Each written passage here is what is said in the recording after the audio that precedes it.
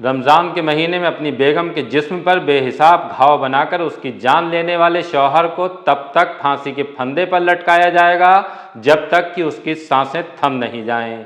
आदाब, नमस्कार, मैं वसीम अख्तर और आप देख रहे हैं द लीडर हिंदी। हम बात कर रहे हैं यूपी के ज़िला बरेली की, और ये मामला जो हम बता रहे हैं जिसमें अदालत ने एक बड़ा फैसला सुनाया है। एक ऐसे शख्स को फांसी होगी जिसने अपनी पत्नी का कत्ल उसके मायके में जाकर कर दिया था। कत्ल भी बेरहमी के साथ किया गया था।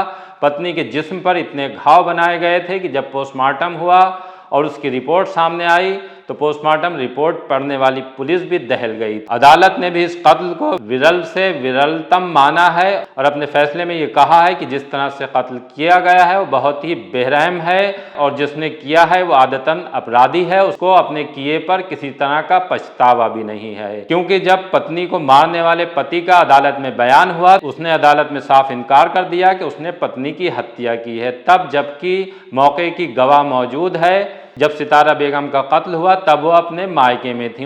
उनका मायका बिथरी चैनपुर थाने के गांव सिमरा अजूबा बेगम में है। घटना जून 2017 की है। जिस दिन की घटना है उस दिन पति मायके आया था, तब पत्नी अपनी भांजी मुस्कान के साथ रोटी बना रही थी, घर में और कोई नहीं था। मुस्कान ने अदालत में गवाही दी है। उनके मौसा मौसी से झगड़ने लगे, उनका बेटा जो शुएब है उसको ले जाने की बात करने लगे। इसी बात पर बात बढ़ गई और मौसा ने छुरी निकालने के बाद मौसी पर ताबड़तोड़ वार शुरू कर दिए।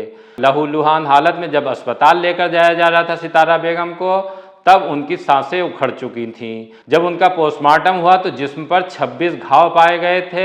अपर सत्र न्यायाधीश त्रिवृत्त न्यायालय प्रथम निर्दोष कुमार ने इस मामले में फांसी की सजा सुनाई है और ये कहा है अपने आदेश में कि रफीक अहमद उर्फ पप्पू को तब तक फांसी के फंदे पर लटकाया जाए जब तक कि उसकी सांसें थम नहीं जाएं।